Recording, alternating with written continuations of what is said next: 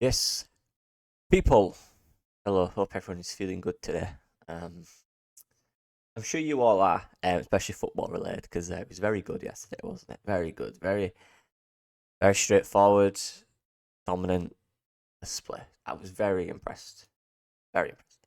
But what did I rate the players? How did the players play? That's the question. I brought it back. I brought the player ratings back. I enjoy doing it. I don't know why I stopped doing it. I'm going to do it now. I love it. It's good conversation. Actually have a conversation about it. People have their own opinions on who thought they thought played well. So I'll bring it back. Start with the goalkeeper and look, one save to make, really. One proper save. Unbelievable save, by the way. Unbelievable save from Meslier. It was class, wasn't it? It was absolutely class. Give him a 7. Didn't do much. Didn't have much to do. I feel like that's going to be a theme this season. But because of that save, the one moment, give him a 7. I thought it was an unbelievable save. Centre back partnership. Pascal Struijk and Joe Rodon. I love this partnership. I liked it at the start of last year before Struik's injury. I liked it a lot. I thought it was really good. I just think they complement each other really well. I do think there's some slight communication stuff that they need to get down naturally, just to make one or two moments a little more relaxed. But apart from that, I think it works really well. You know, Pascal's kind of dominance in the kind of in the aerial and all the duels type thing, and then Joe Rodon's just reactions and covering it works really good. I think they complement each other really well. And any cross that comes into the box when we do sit deeper is just absolutely gone from that box. If it reaches them, it's gone. No one wins the headers in there. Teams are not scoring from crosses. So these two are getting to the level that we expect them to get. I think Pascal's been there, but Rodon is definitely getting there, back to where he was last year. And it was excellent yesterday. Both of them were. I can't really do an individual. I think together as a partnership, they were just really good.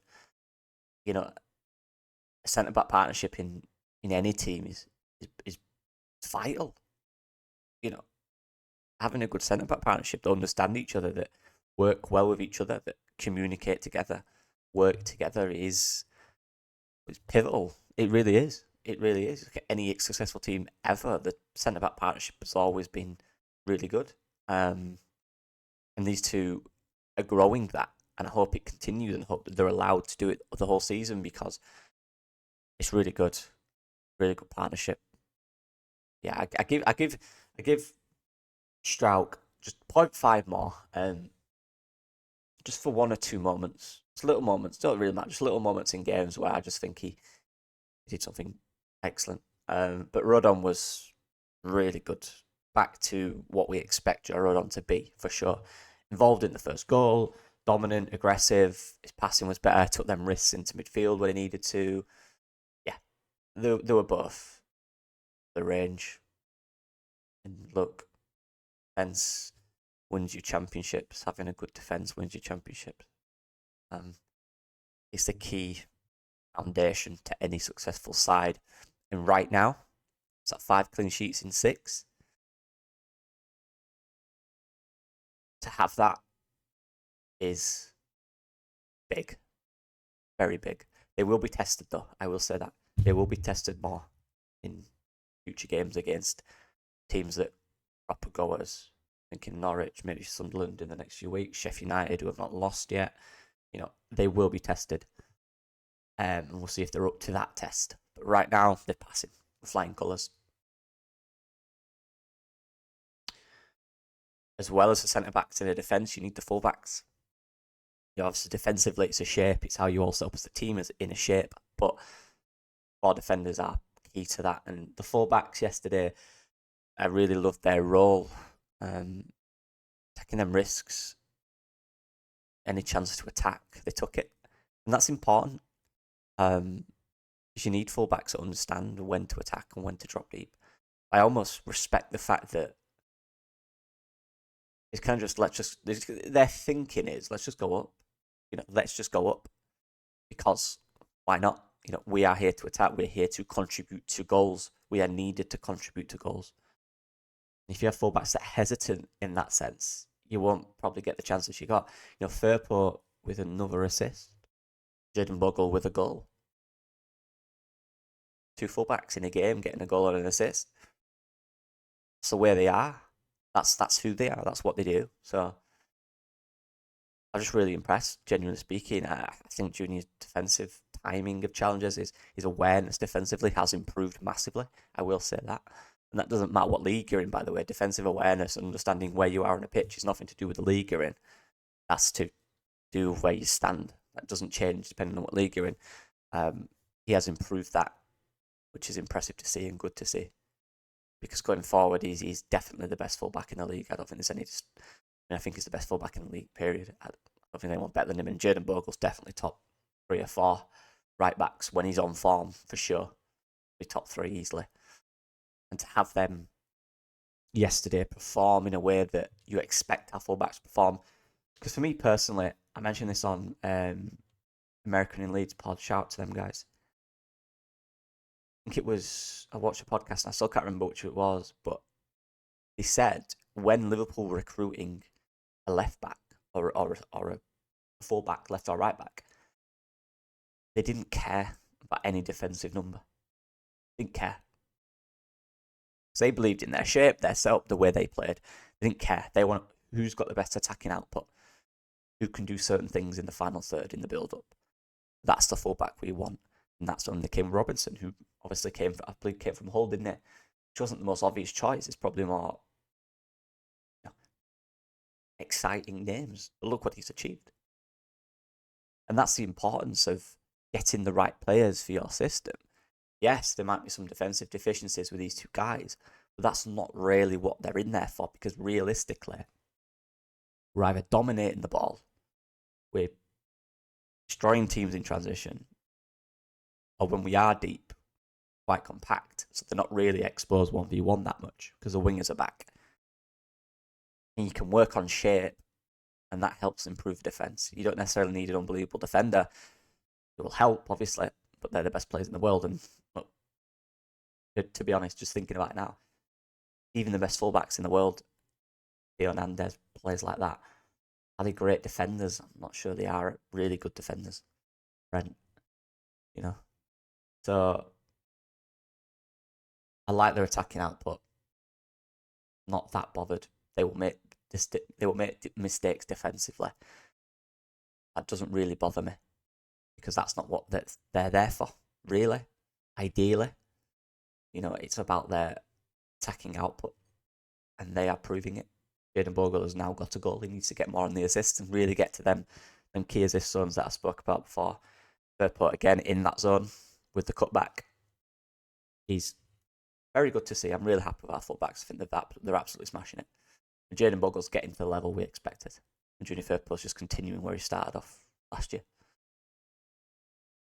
Midfielders. Now it's hard to rate Ampadu. I'll straight up say that, because he didn't play the full game and he went off injured. It's not his fault. That is a big worry for me. I think it's gone under the radar, to be honest. I know we're all excited with Snaka and Gruev and all that worked, but it's your captain. As Farke said, it is your most important player, as your captain of your football club. And he's your captain for a reason, and you need him out there. In the last few weeks, for me, he's been excellent, and he's stepped up. Before he got injured, before he came off, I thought he was the best player on the pitch. I thought he was really, really good. I don't give him a 7 because he didn't play so much. But if he'd have played on the way he did, he'd have probably been man of the match and got the highest rating, because he was everywhere again. Just sniffing out any chance that they were going to try to create, any counter, in a transition. He was there, stopping it. He was driving with the ball. His pass selection was really good. He kept the tempo going, dictating the tempo, like I mentioned, but doing it to a high level now. Understanding when to speed up. Understanding that we can get something out of this by going quick here. I was actually devastated to come off. I love seeing Tanaka, and I'll talk about him as much as you want. You guys know that. But to lose, potentially anyway, I will say, potentially lose Ampadu to that is not the way I wanted to see it. I wanted it to be a natural thing. Hopefully, fingers crossed, touch wood, he's all right. I haven't heard any news yet. At time of recording, by the way. Might change by the time you watch it, but yeah, it didn't look great. But we need our captain. He's vital, and I hope he's back very, very quick.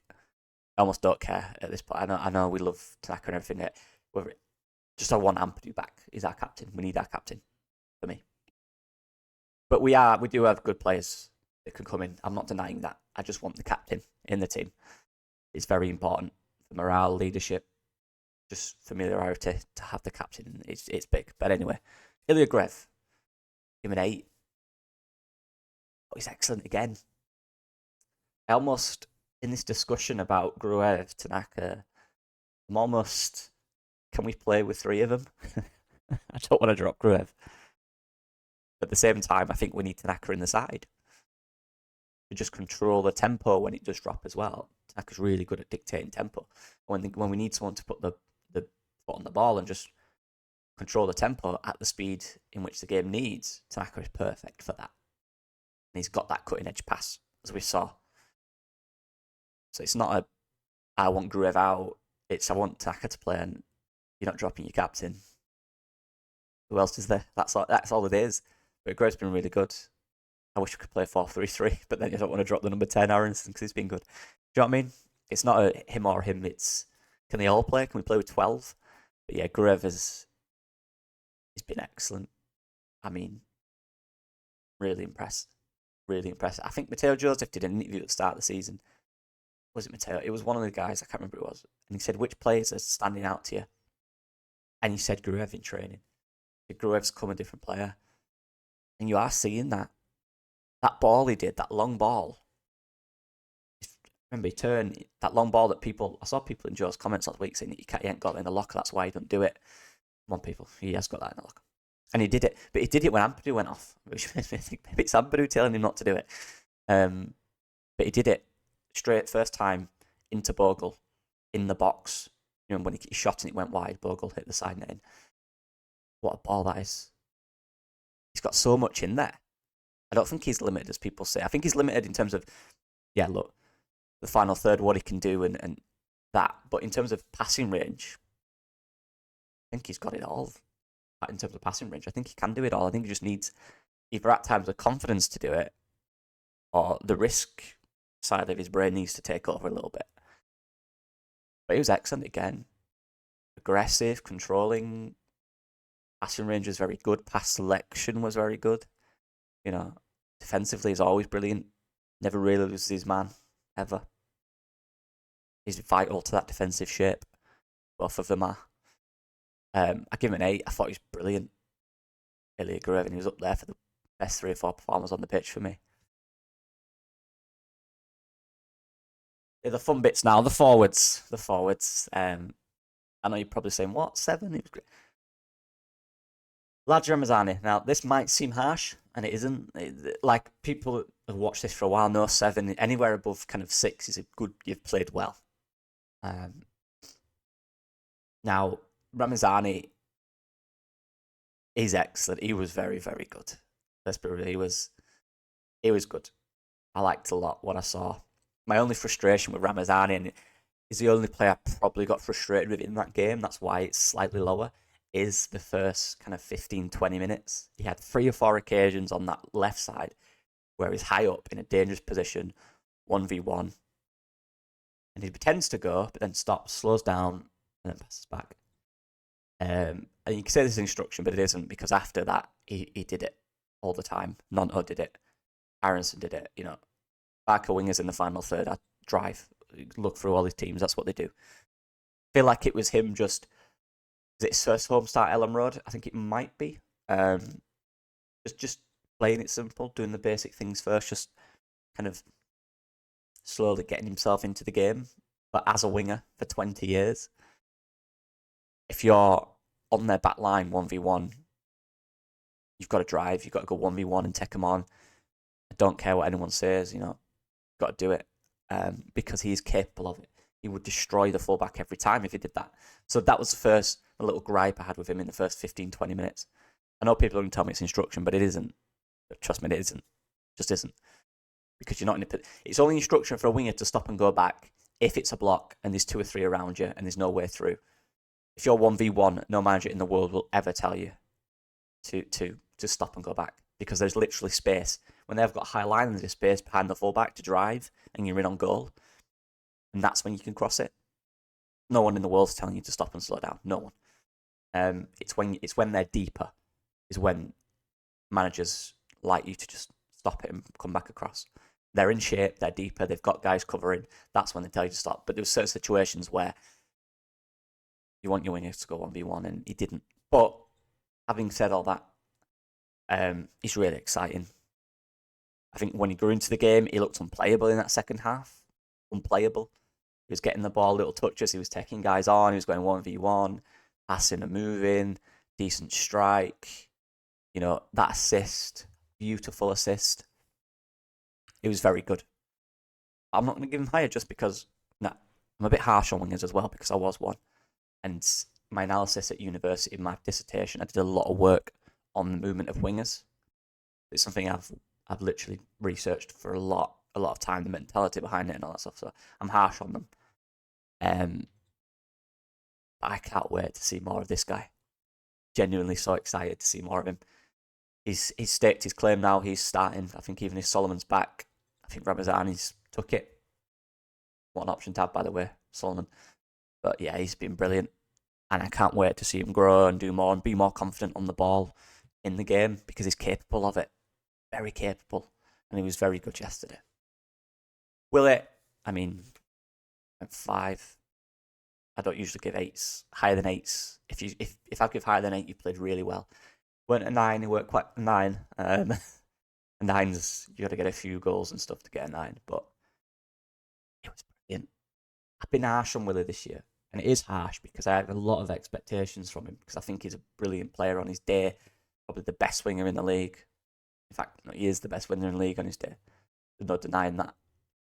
But I just don't think he's performed at a level that even he'd expect. I think he has expectations of himself. I think he's been they've been on his shoulders a bit more. But I think it's helped now that all the front four are kind of contributing, that he can just kind of play his own game. And yesterday, that's the player I need to see. The player yesterday is the player I need. That's the one. That's the one that's going to get us promoted. That's the Wilfred Gnonto, the winger who's too good for this league. I think really, apart from a few weeks last year, that is the best we've seen of him. And that is the guy we need now. Because he's that good. He was constantly driving and moving, and his pressing was excellent. I must say, Ramazani's pressing, by the way, his work ethic, second to none. Second to none from Ramazani. Genuinely really impressive. Maybe I could have given him a 0.5 more. But hey, if you do one thing as a winger that I don't like, I'm sorry I'm on you. I'm sorry I am. But yeah, Gnonto was brilliant. I don't know what I can say. He just epitomised the aggression in the side yesterday. They all did. And Gnonto was part of that. His finish is ridiculous. The movement, the pass, the movement, the finish, the aggression he went forward with, driving, getting into the box, pass selection, really dragging the team up the pitch when he needed to be. 8.5. Mateo Joseph and Brendan Harrison, the attackers. Now, Brendan's been brilliant. You guys know I've always got a soft spot for Brendan just because our physical attributes are very similar. And actually the way we play, to be fair.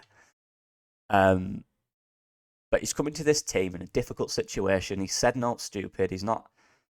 He apologised. He said he's here to stay. He's got his head down since then and he's got on with it. A young man that's working hard. I respect that. Too many people talk these days. He said his piece and he shut up and got on with it. Trained hard, worked hard, made mistakes, missed big chances. You know, some passes didn't come off, decision making at times. But everything he's done is right with a perfect attitude. And in fairness, that's the same for all the attack. I think their attitude is excellent, all of them. They're all young lads, hungry lads, you know, passionate, confident.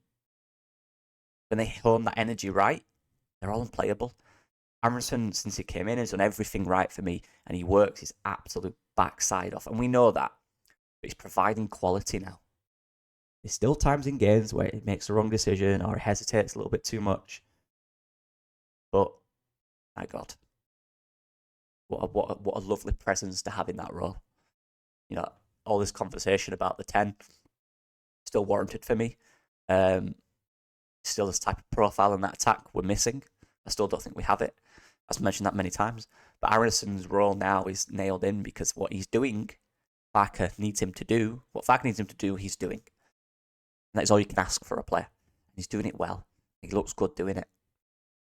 Look, he gets hit off the ball sometimes, but he's not shying away. He's going in at them physical battles, probably knowing he'll lose, but he don't care. He's not bothered about that.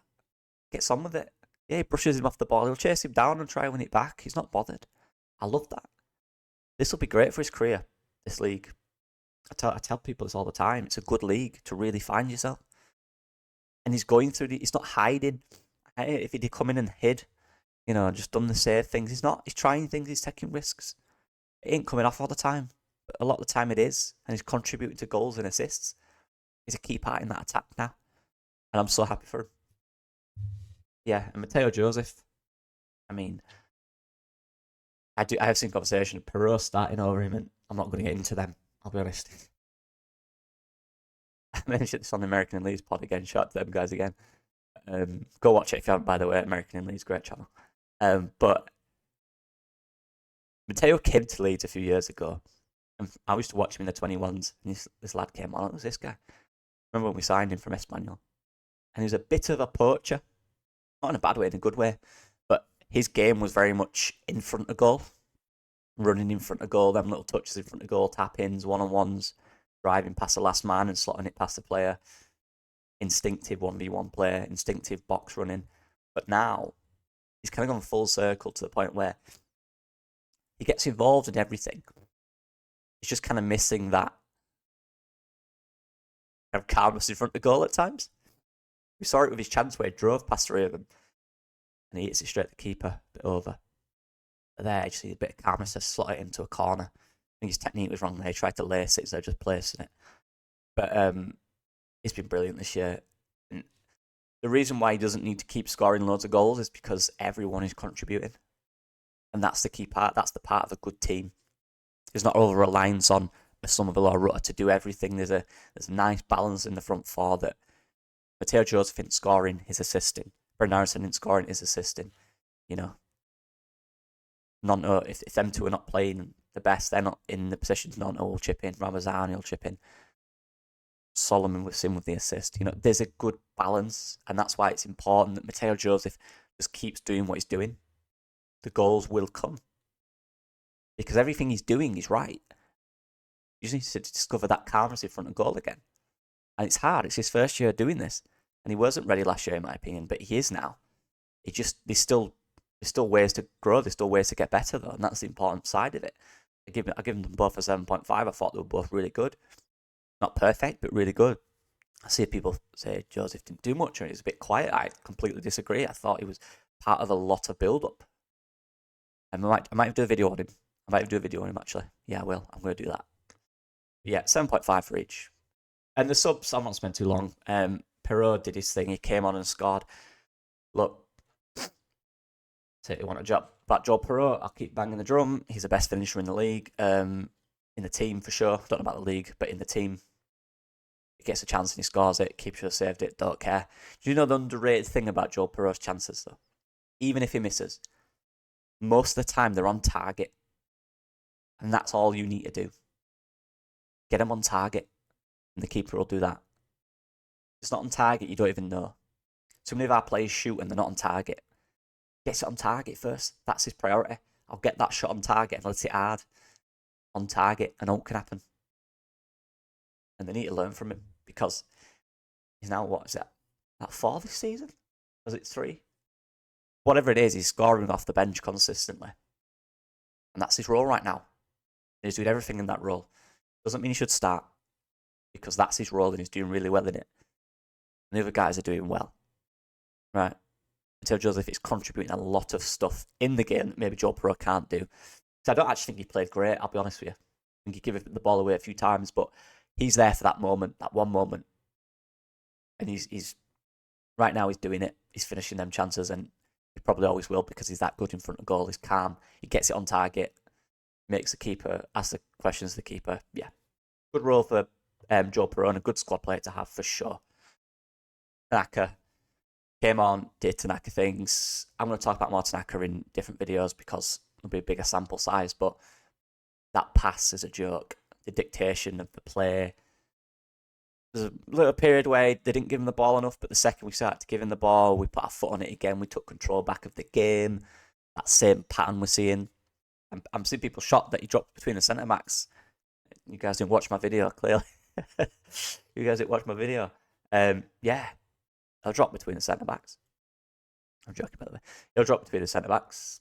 He'll get it in the 6, in the 8, in the 10, out wide. Wherever the play is, wherever he can help, he's there. And he's reliable and he'll do it. So, Tanaka, give him a 7. Again, not a huge sample size, but yeah, people just keep watching for Tanaka. That's all I'm going to say. I haven't talked about the other subs because they had like a few minutes. If I forgot anyone, I apologise. But yeah, those are the 2 that I remember. Yeah. What do you guys think? Who do you guys think was the best performers? Let me know. I'll see you guys in a bit.